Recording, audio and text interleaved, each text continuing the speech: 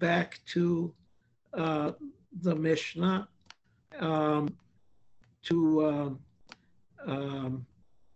where we were, which is the fifth Mishnah. Here we are. And we were looking at it, and we didn't finish it. So this Mishnah deals with a brother of any kind, mikol makom. And as I mentioned last time, the Talmud says this refers to a mamzer.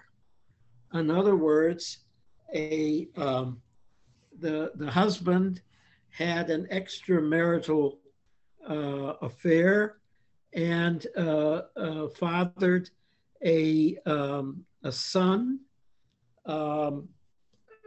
but not from his wife.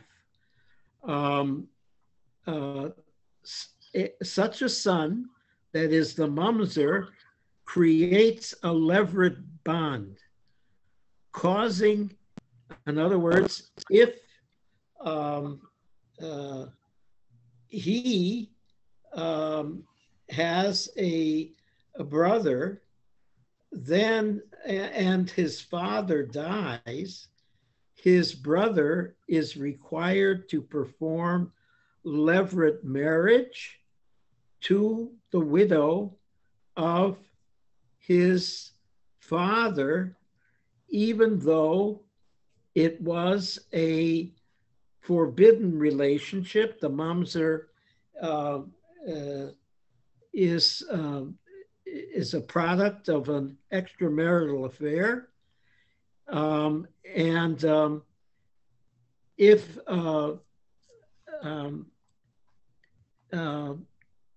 the man dies, that is, if the brother, the father of the mamzer,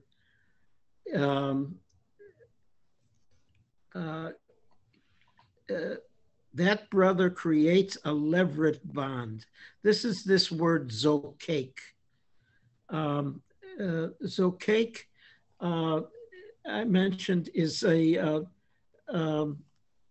also used in modern Hebrew, but usually as zakuk, as a passive.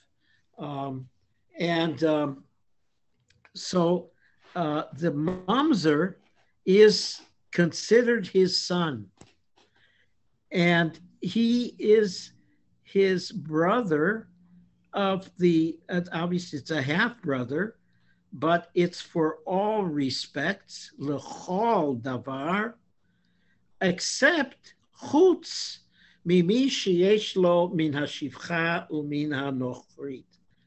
But if this forbidden relationship was not with a Jewish woman, but with a Canaanite, meaning a non-Jew, or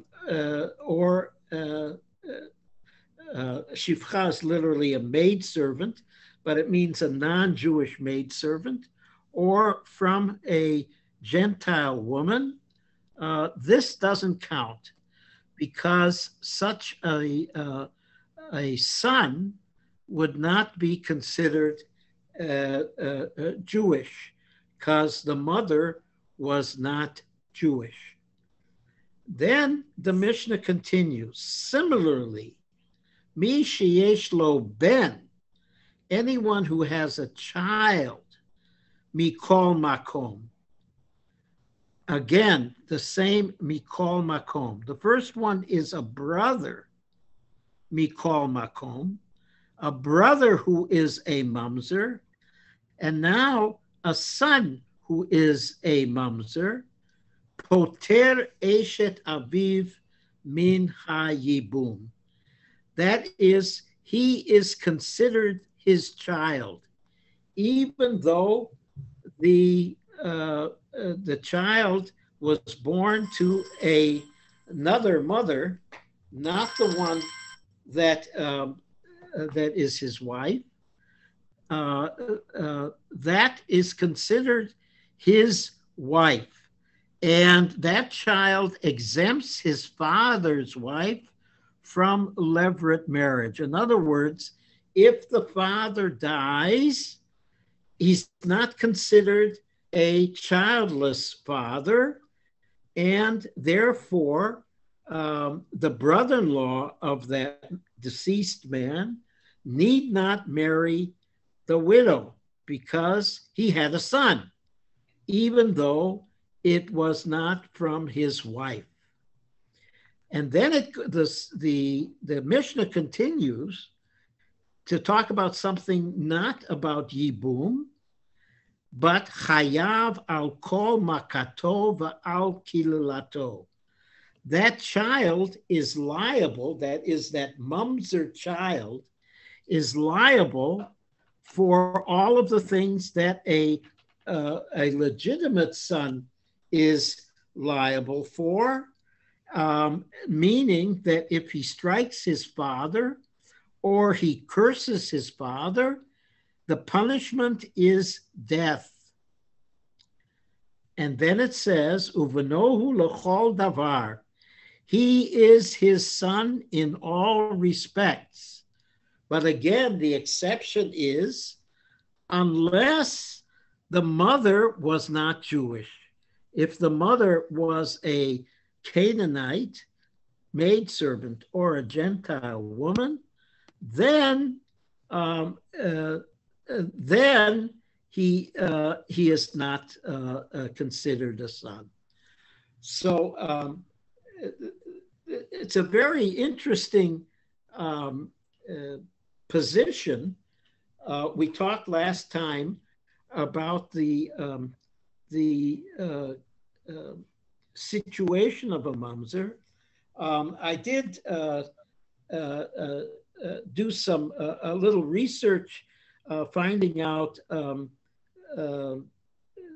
what the current practice is, and even though, according to halacha, a mamzer can only marry a mamzeret, or someone else who is not fully Jewish. And this goes on eternally. That is, there is no way out of this.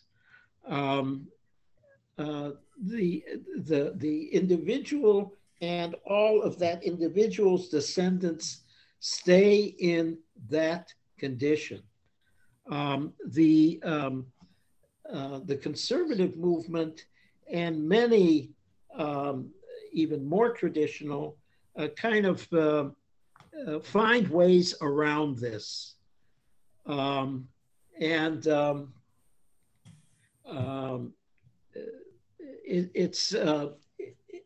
It remains again on the books, but it's really not in force. Though I've spoken before about this, that when there is an Orthodox wedding, the parents of the bride and the parents of the groom do a lot of research about the future spouse's family, trying to assure that all of the children were legitimate, that the parents, the grandparents, and as far back as they can go, that we're dealing with a legitimate line.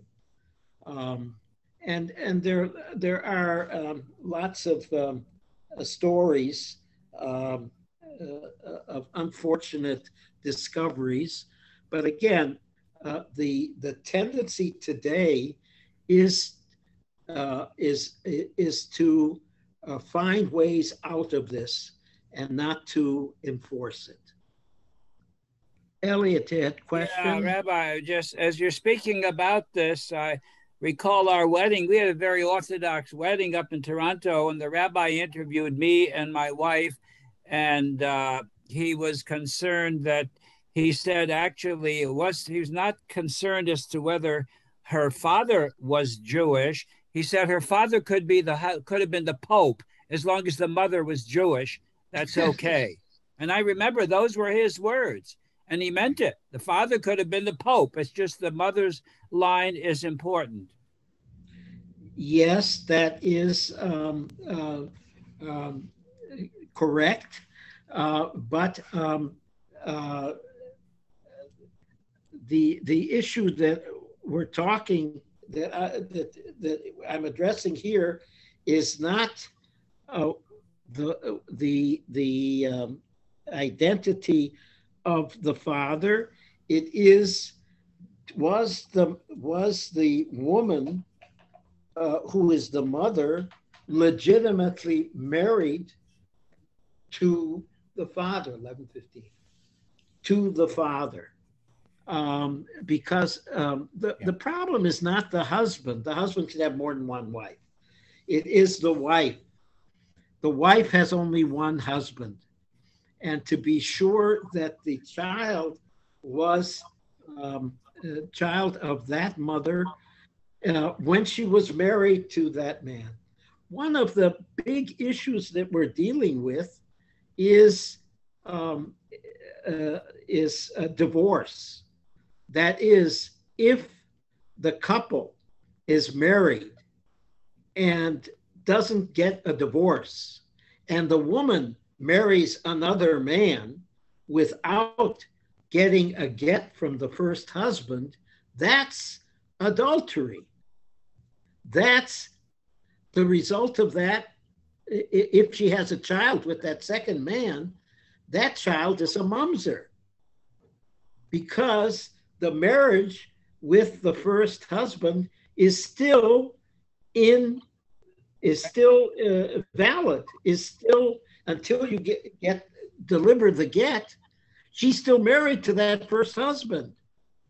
And so if she doesn't have a get from that first husband and marries a second man and she has a baby with him, that baby is considered a mamzer. So that's the importance of a get. Again, for the conservative rabbi, we will not do a wedding of a man even who was previously married and who didn't give his wife a get. Traditionally, he could marry a second woman. It's okay, but she couldn't. But we enforce that with regard to the man as well as to the woman. That's why it's very, very important in the case of a divorce that the woman receive a get, as I think you know, Rabbi Rudin Luria is one of about 13 conservative rabbis who are certified as Mesadrei Gitim. It's easy to do a wedding. It's not so easy to do a divorce. A ketubah, you can have a printed ketubah. It's not, you fill in the blanks, you fill in the name. It can be printed, no big deal. It can be a beautifully art thing, no, fine. A get has to be written by a scribe, just like a Sefer Torah, in the script of a Torah, and it has to be written from the beginning to the end and witnessed from the beginning to the end. Thank God, all we have to do is see the first line and the last line. We don't have to sit through the whole thing. It has to be 12 lines. There are certain requirements. It's very, very tricky. And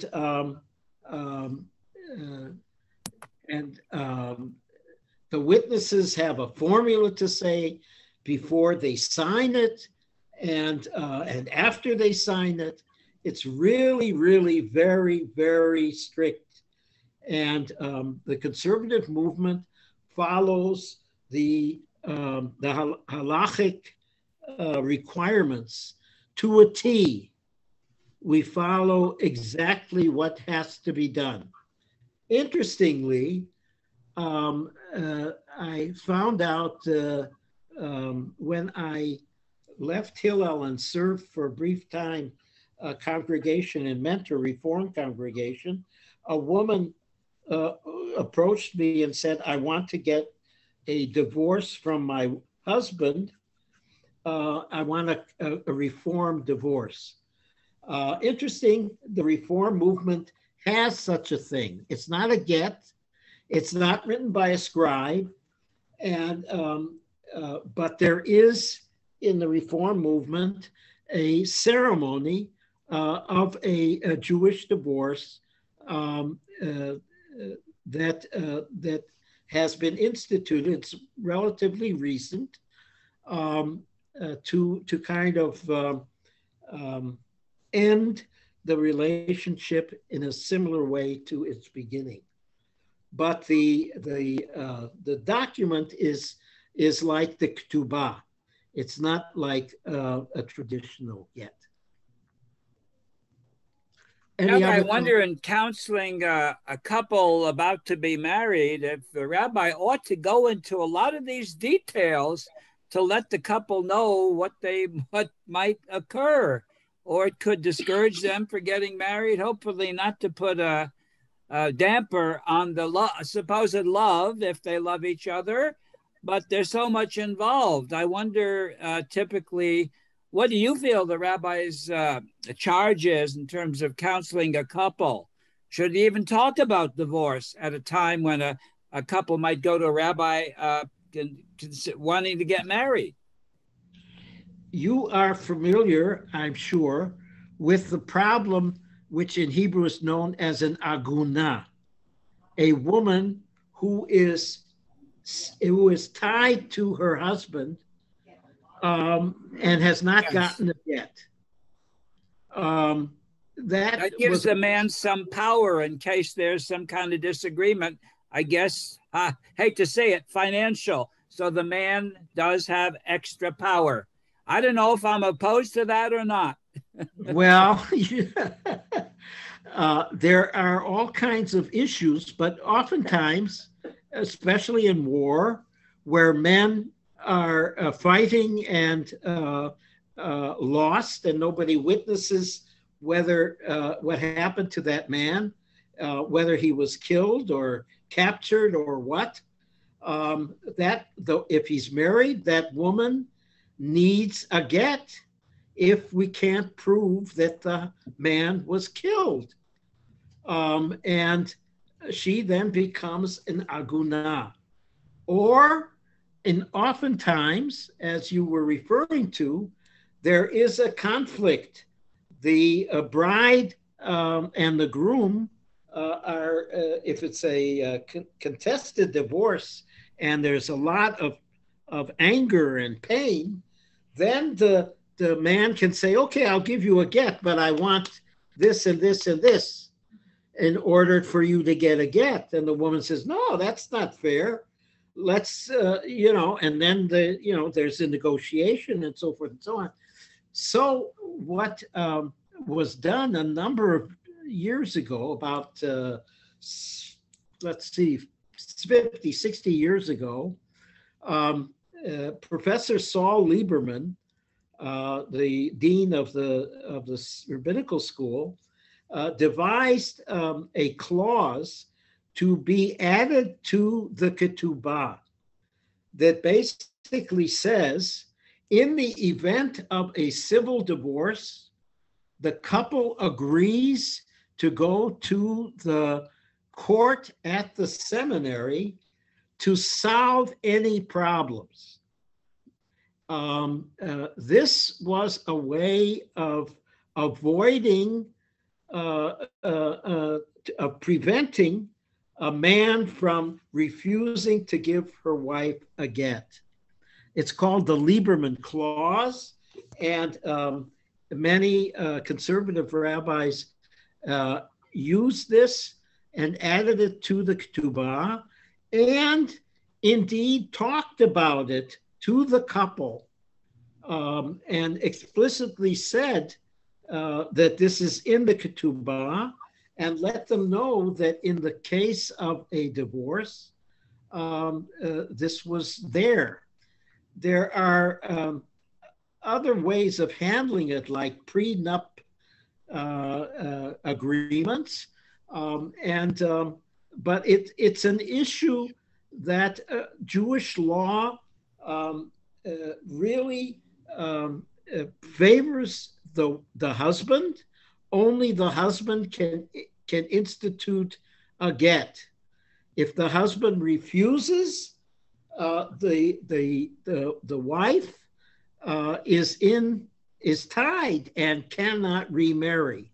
You may have read about some rabbis in Brooklyn who even use violence to force a man to give his wife a get.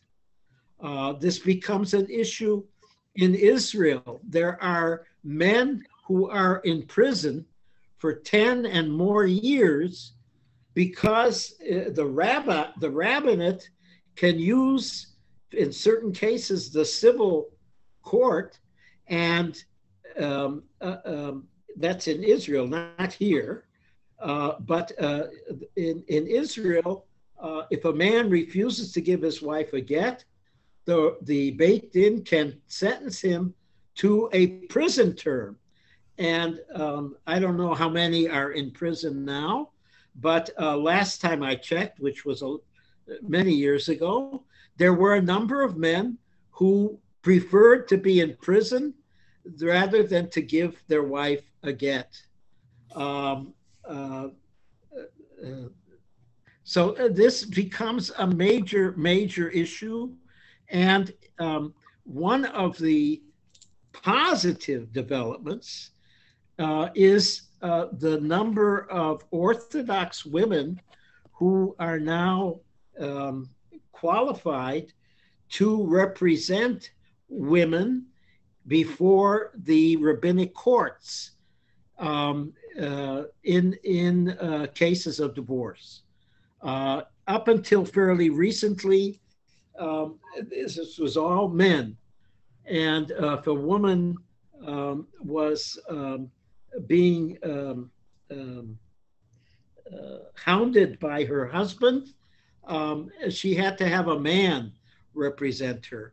There are now a significant number of women who are experts in this and who can represent women in front of the Israeli rabbinate. So that's a plus. Yes, Nelson. Susan had a cousin who was married to a man, and they got a civil divorce.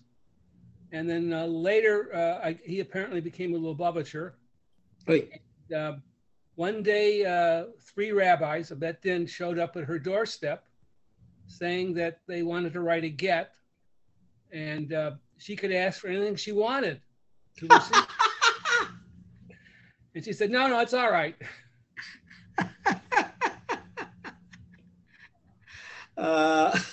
Well, you know, in the Ketubah, that's what the Ketubah is all about.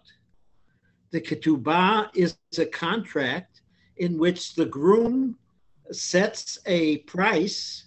It's usually, if it's an unmarried woman, it's 200 zuzim. And then out of his goodwill, he can add another 100, 300 zuzim that she gets in case of a divorce. But as I've mentioned before, in Israel, that ketubah has legal force, not in America. Can I ask Yes. a question? Yeah, go ahead. Not what the value of 200 zuzim is today, but if you actually had to, zuzim is a weight measure or a coin? Yeah, it's like a shekel. Yeah. It was an ancient coin. Yes. What would it cost you to actually buy 200 zuzim? As far as I know, you can't get them, so they don't exist anymore. Rabbi, can I make a comment? Oh, yes, just yeah. All of a sudden it's blacked. Anyhow, we had a very Orthodox wedding in Toronto, and I remember that during the rabbi's talk, the actual ceremony, with lots of Hebrew and so forth. Later, it was interpreted in English. And in it was reference to a divorce. If we were to get divorced, which never entered our minds, I would have to give my wife so many cows and so many horses and so forth. But had we thought of getting divorced, I could have gotten out easily because I didn't own any cows or horses or farm animals. No, sorry, you'd have to get them. You'd have to buy them. The way it's written, you have to give her even if it's the shirt off your back. That's a translation. Most if you look at translation of the Ketubah, you usually won't find a translation because it's too technical. It's legal. It's not very uplifting, but if you read it, then your obligation is up to the shirt on your back. So you have to go out and buy those cows and give them to her. And she gets first pick. She's before any other debts. This is the primary debt. One of the important things to understand is that originally the Ketubah was a protection for the woman. That's what it was meant to be. Of course, in ancient times and up until fairly modern times, if a woman didn't have a husband or a father, she was really in trouble. She had no way of making a living, of supporting herself, let alone her children. And so this was originally a protection for the woman. I would add that the complexity of the get and the cost is meant really, again, to protect the woman. The agony is that today the women, obviously many women can't support themselves. Some of them can even support their husbands. But still the issue of the aguna remains an issue that Jewish law, in contrast, and the rabbis were very careful. In Roman law, in contrast to Jewish law, a man or a woman could initiate divorce. And the rabbis were very, very careful to insist, no, the woman cannot initiate divorce. There are a limited number of cases where the court can force the man to give his wife a divorce. If, for instance, he is anatomically damaged in terms of his genitals, or if he does his work is smelly and he's disgusting in bed. There are certain categories where the court can force the man. But in general, the man must, of his free will, give the divorce. And that's not equal. I'm going to have to take a minute. I will be right back. I have to wheel Jean about 10 feet to her class, and I'll be right back. What is this one called? This is Me too. Now's your chance.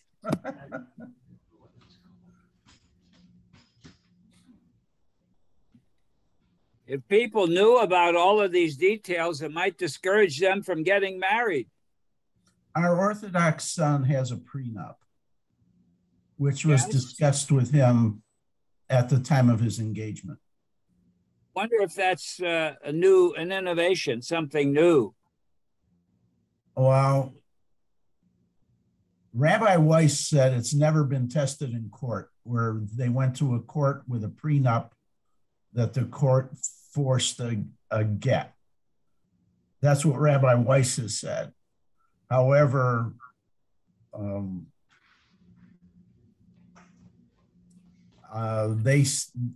they have it that it's a monetary penalty if he doesn't grant a get. It's in the prenup. Rabbi? Yeah. So a mamzer could be Jewish. Yes. And if Absolutely. the mamzer is not Jewish, conversion wouldn't do anything to solve that problem. Once a mamzer, always a mamzer, no way around it. In other words, you're talking about the child of a non-Jewish woman. Right. Whose father was, well, where the woman, if the woman, it wouldn't be, we don't care really about a non-Jew. What was the relationship of his parents? Or it doesn't make any difference. In other words, if a Jewish man had an extramarital relationship and with a non-Jewish woman, and there was a son born, that son, from a halachic standpoint, is not Jewish and would require conversion. The fact that the relationship was outside of marriage doesn't make any difference. And once he converted, he would still be a mamzer. No, he would be a Jew. He would be a Jew. But of course he couldn't, he was a ger, he'd be a ger. Yes. Nelson, yeah. I can't hear them. Yeah. Can a mamzer convert? Yes. That is a child, mamzerut, as far as I know, doesn't apply outside of the Jewish community. Well, but if so I don't think mamzer clear his status by converting. A mamzer, somebody who the child of a non-Jewish woman is not, I don't care who the father was, the issue of mamzerut does not apply. That, as long as the mother is not Jewish, that child is not Jewish. That's why our Mishnah makes those exceptions if the woman is a shivcha or a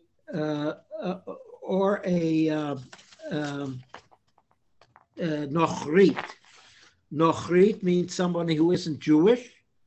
Another word would be goya, a woman who is not Jewish, or a shivcha. And when it says shivcha, which is a maidservant. It refers, as the rabbis understand it, this is a Canaanite. In other words, a not Jew. Such a child is not Jewish and has no Jewish standing. But no, not even mamzer. That doesn't count. But if it's a Jewish couple, I mean, let's say teenagers, whatever, it doesn't matter. But can he neutralize? Can their male child neutralize his standard by going through a conversion? No, he's Jewish already. There's no conversion. Conversion, he's Jewish. If the mother's Jewish, he's Jewish. I understand, but there's no ceremony he'd go through to clear the status. No.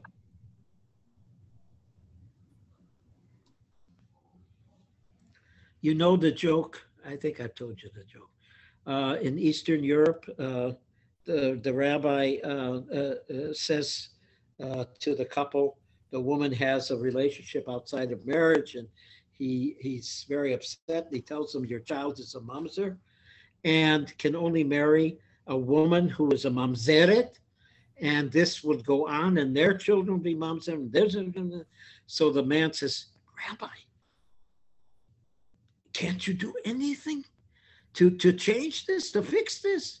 And the rabbi in Eastern Europe says, don't worry, he'll move to America and become the president of a congregation.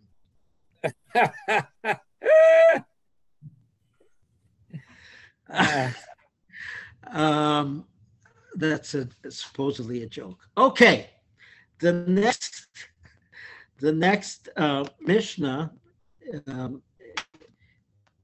is strange in that it says, oh no, I'm sorry. I skipped one. Okay. We did this fifth one. Now the sixth one. Yeah, this is the one. Yes. Okay.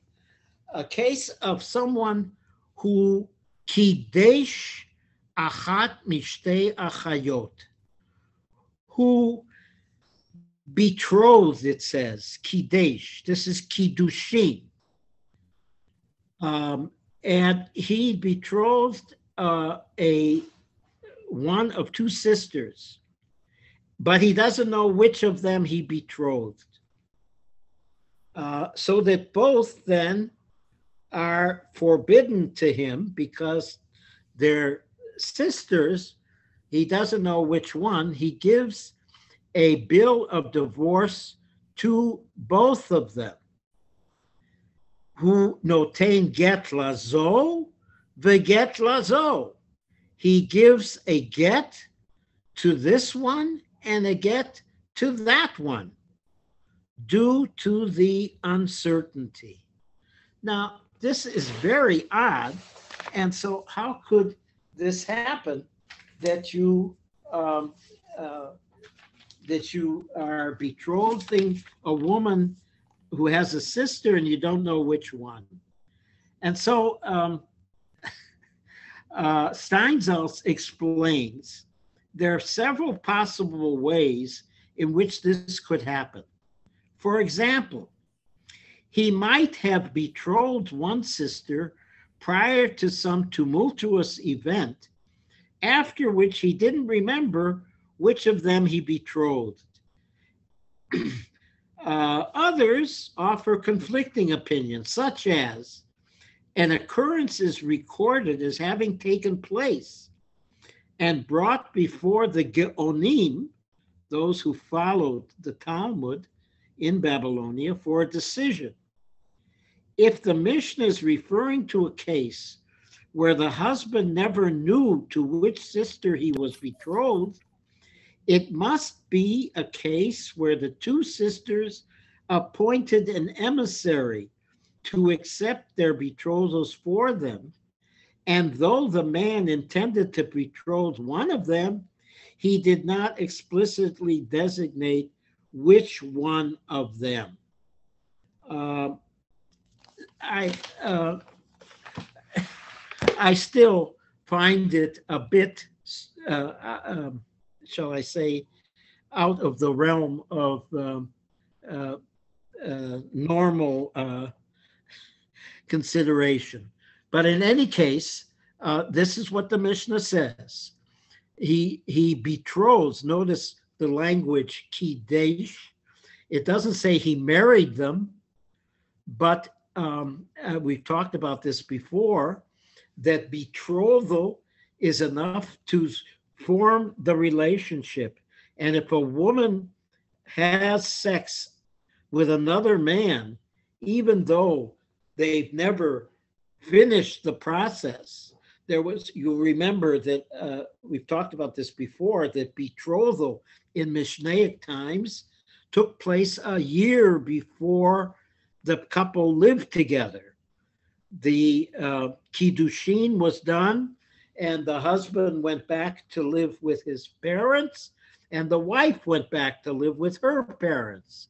And then a year later or so, they would have another ceremony called nisu'in, and that would be under the chuppah, and they would then live together.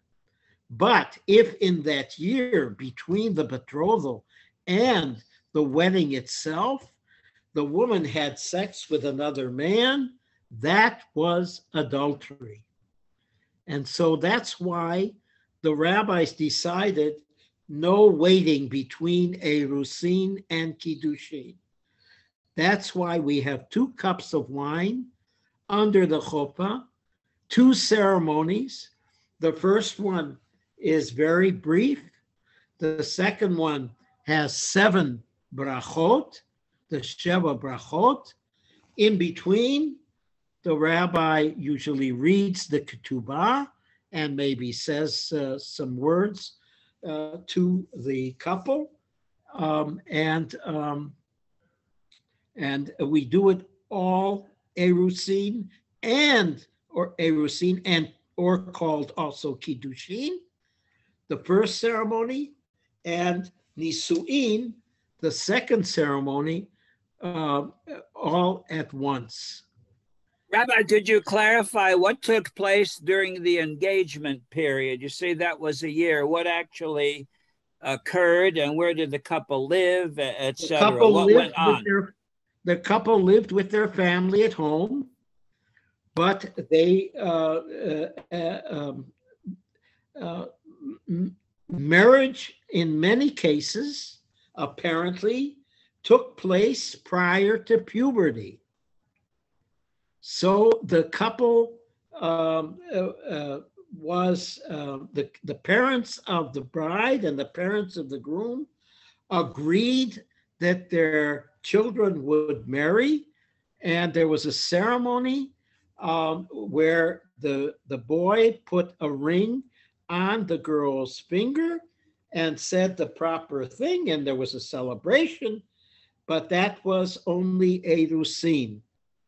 The couple, the girl went back to live with her family, the boy went back to live with his family, and a year later, they would have another ceremony, and after that ceremony, the couple would live together.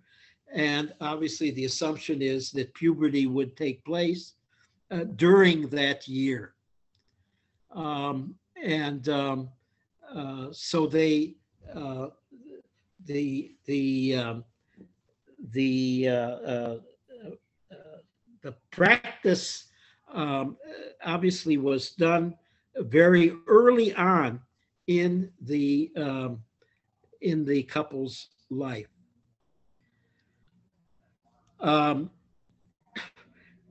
The Mishnah then continues to say, if the man who betrothed one of these women died before he could give a divorce, then, and he had a brother, that brother performs chalitza to both of them, but he can't marry either one. Why? Because he doesn't know which woman was really the intended wife and which is the sister. So he performs chalitza with both of them. And then the Mishnah continues. Hayulo shnayim, if he had two brothers, then the first one would, and he dies,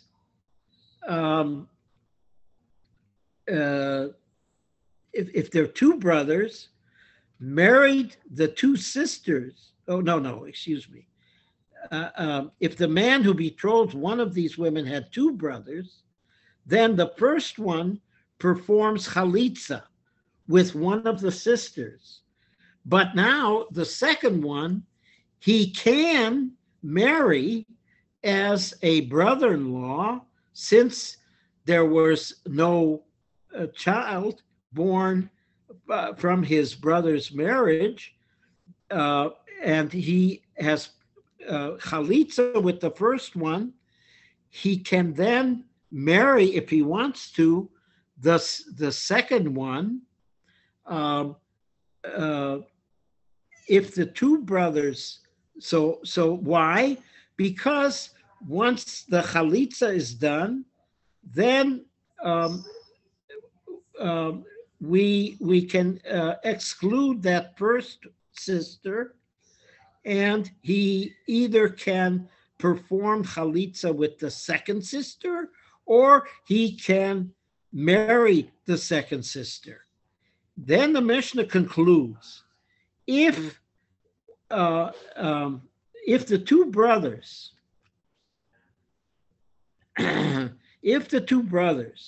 married two sisters before they consulted the court, and they acted on their own, and one of them married his sister-in-law, they are permitted to remain married. The couple who performed levirate marriage second was even permitted to do so, since there was no longer any doubt about the levirate bond.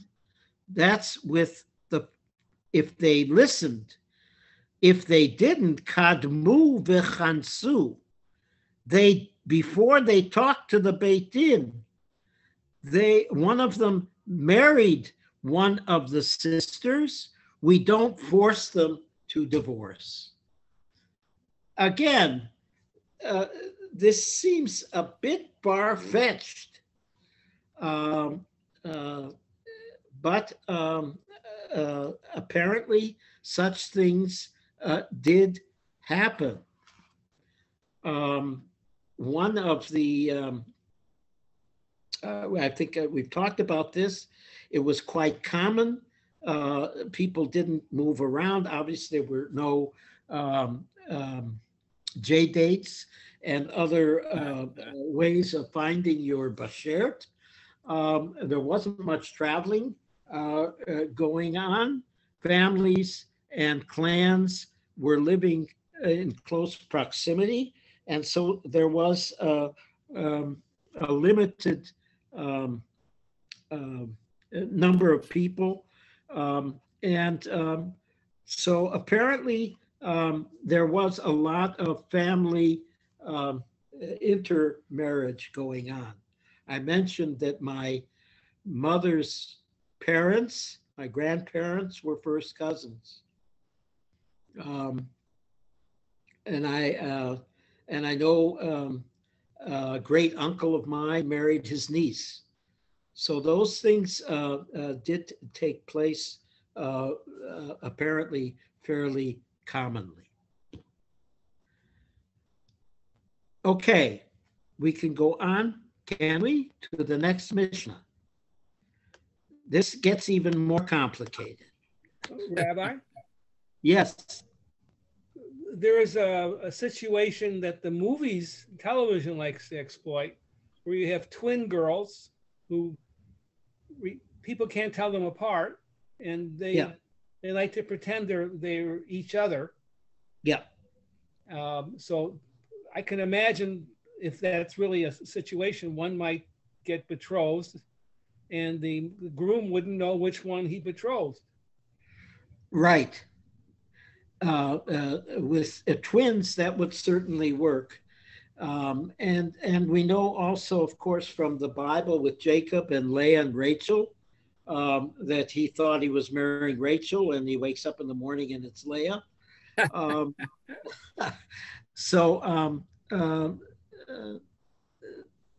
I guess those kinds of things maybe aren't as far-fetched as I'm portraying them.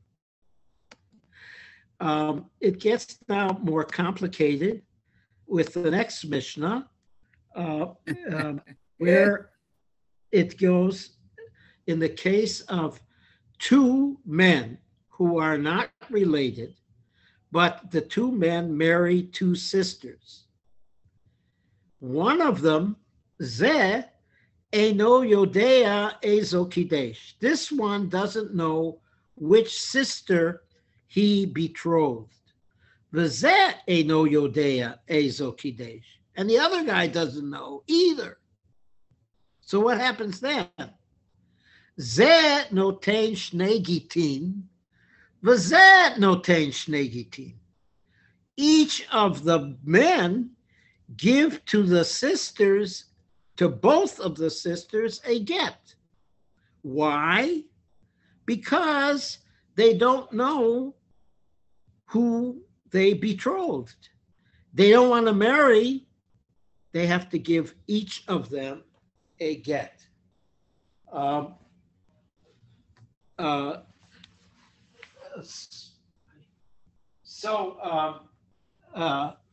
The Mishnah then continues, if the two men die, metu, they died, lazeach v'lazeach, both of the men have a brother. Ze choletz lishtehen, v'ze choletz lishtehen. Since they didn't know who they married, then each of them have a brother who are obligated. Of course, it doesn't say, but they had no children. So they had no children. Therefore, the brother-in-law is required to marry the widows. But we're not sure who is married to whom. So each of the deceased brothers, each of the deceased men, they're not brothers, but they have brothers. Their brothers do chalitza to both women. Then it gets even more complicated.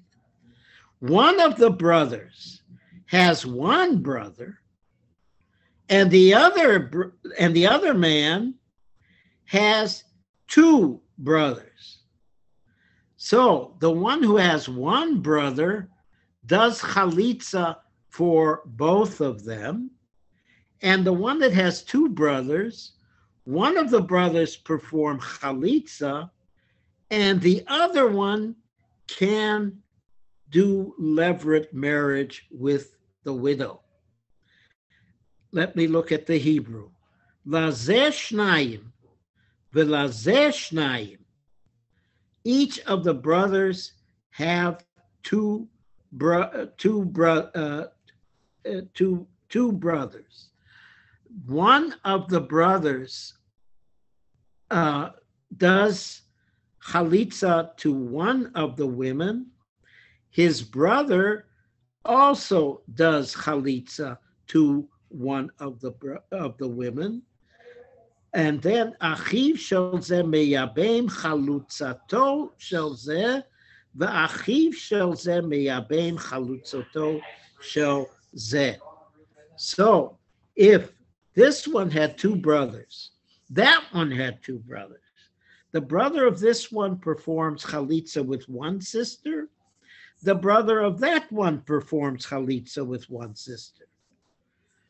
The brother of this one who performed chalitza may take the woman who performed chalitza of that other's brother in levirate marriage, and the brother of that second one who performed chalitza may take the chalutza of that brother's in levirate marriage.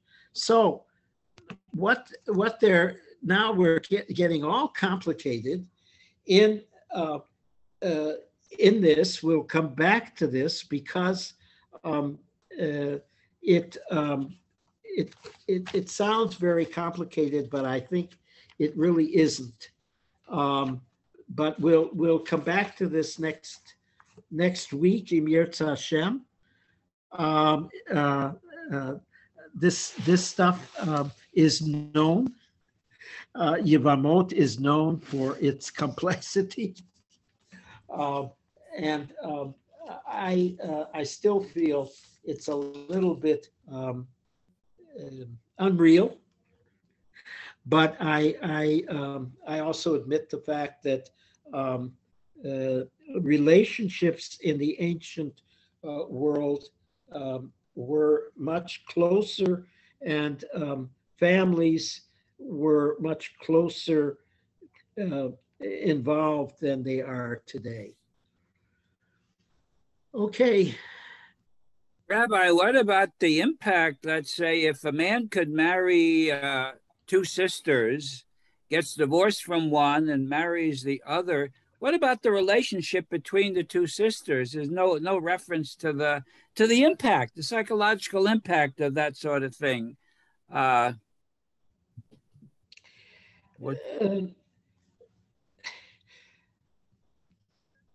In these cases, I think they're really not. We in our day were very much influenced by the romantic Christian romanticism of love and all this other stuff. They're much more. It's much more, much less romantic, and much more an economic relationship with not the emotional baggage that we bring. Apparently, the influence of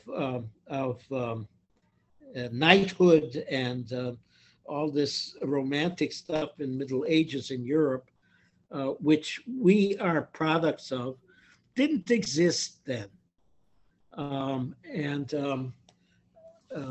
Let me. Well, people must have had feelings at that time. They must have, but I'm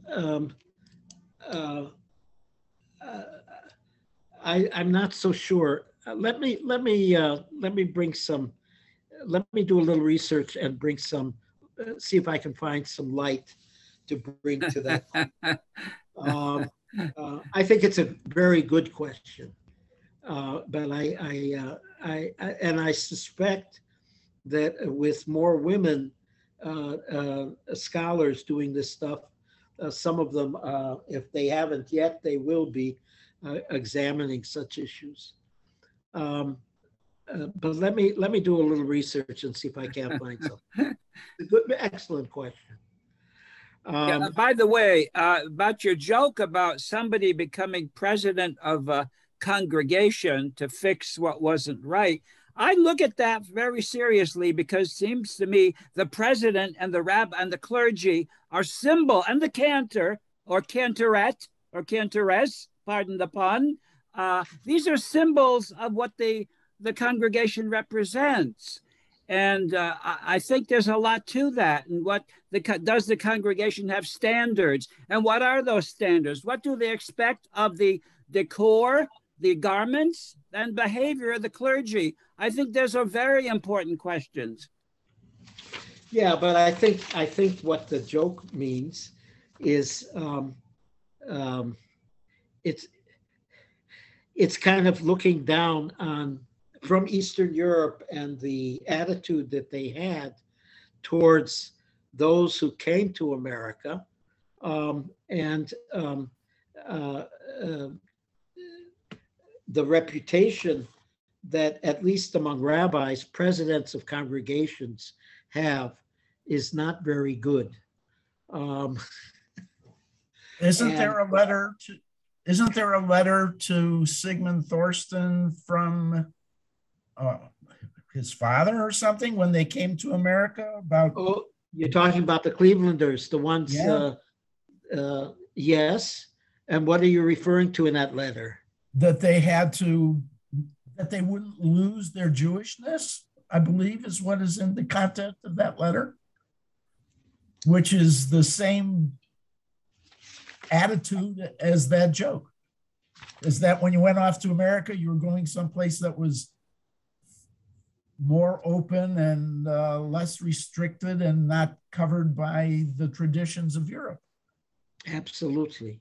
Rabbi, And- I think maybe I'm overdoing it, but I think who sits on the bima during a service is highly symbolic. You have the president, you have etc. Are these people not symbolizing or representing what the shul supposedly stands for? No. In the ancient world, it's still in traditional congregations, those who sat at the eastern wall, obviously you davened facing Jerusalem, so the eastern wall was where everyone faced. Those were the more honored people, I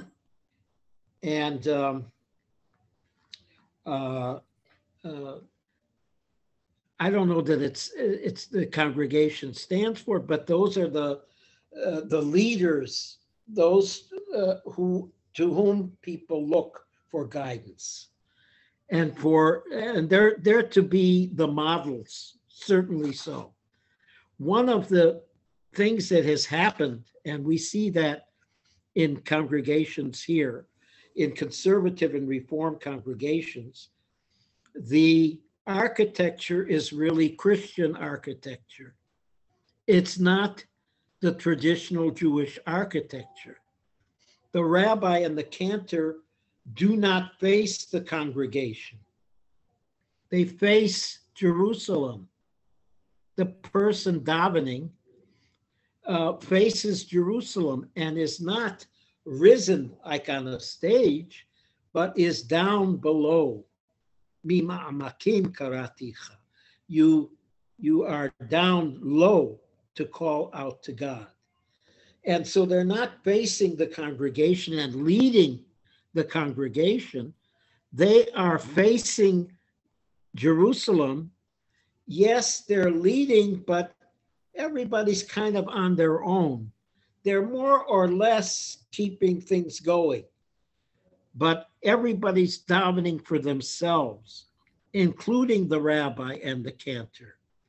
And they're not facing the congregation. That's one of the things that we copied from the Christians.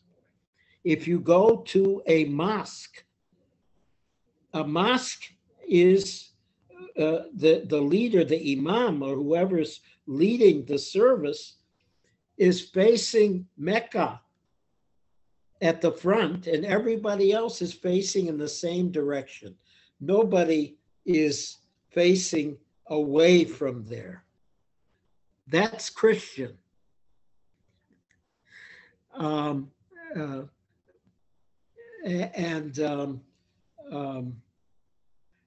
So it's not really a stage where there are people there. The Torah was read from up above, right? But traditionally, that place where the Torah was read was not in the front, but in the middle of the congregation. That's where the bima was, and you went up. You had an aliyah. Aliyah means to go up. you had an aliyah to the Torah. You went up to the Torah, but the person davening was davening down in the front, but down on the floor with everyone else. That's the traditional Jewish architecture. We in conservative and reform congregations, to my regret, we have copied the Christian architecture. Doesn't the bima reflect a certain status, because not everybody is permitted to sit there? And I know of a rabbi who was offended. It was the Eastern Wall. It was the Eastern Wall which was the honored place. So today you might say, okay, so it's the bima.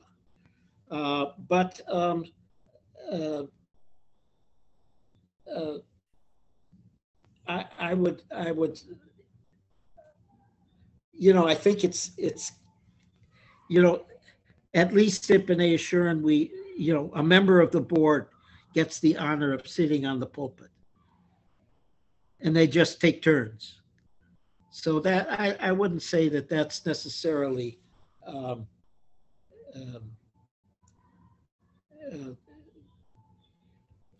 it's kind of a I would argue it's not a religious statement, it's more an organizational statement. I know a rabbi, a well-known rabbi, his name won't mention, who left the congregation because once he was retired, he was no longer permitted to sit on the bima. Yes. I think that's very sad. That's well. I would argue that one of the other things that we've copied from the Christians, and again, I regret it, is the whole concept of clergy. Rabbis are not clergy. We used to have clergy. They were called Kohanim. They were the ones who did the service, and people who were not Kohanim watched. They could not go and up to the altar. Only the Kohanim could do it. We don't have that anymore. Everybody's equal. The rabbi's not anything any more than anybody else. People say, Rabbi, pray for me. Sorry, pray for yourself. Nobody's praying for you. You pray for yourself. It's true that if somebody else says a prayer for you, God may listen to it more. But the rabbis have no special place. They're supposed to be teachers. That's what rabbi means. They're not supposed to be page boys. I call the modern rabbi a page boy. Why? He announces the page. You shouldn't have to know. You don't need a rabbi to tell you what page you're on. If you know the service well enough, you don't need a rabbi to tell you, stand, sit, stand, sit. You know when to stand. You know when to sit. What's the rabbi doing there? Let him face Jerusalem like everybody else and daven. That's what he should be doing. Not announcing pages and telling us when to stand and sit. That's, in my view, that was one of the big failings of the conservative movement. That we still treat the congregants like Reform Jews, that they don't know what page is on, and they don't know when to stand, and they don't know when to sit. But kids who go to day school and daven every day, and kids who go to Camp Ramah and daven every day, know very, very well what page to turn to and when to stand and when to sit. You go into an Orthodox congregation, the rabbi isn't there to tell you. There are some congregations that have a page thing that somebody pulls a string and tells you what page they're on. But you really don't need that for most people. You need that for people who are there for a bar mitzvah or something. They're not regular people. You learn, you know what page you're on. You don't need the rabbi to tell you page 20.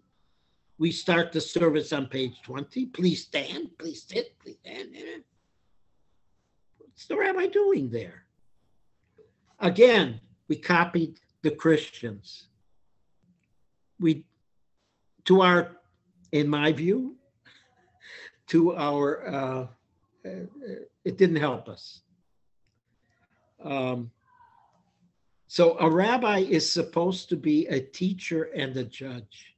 He's supposed to be a model of behavior to show other people through his example how to live a meaningful and just life and peaceful life.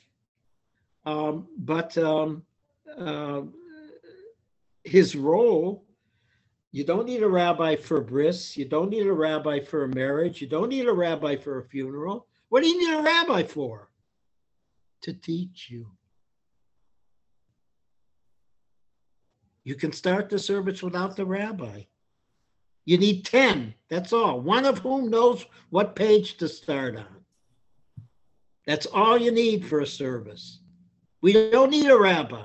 We don't have clergy. You can't have a mass without a priest. You can have every service in the book without a rabbi, without a cantor. We don't have clergy.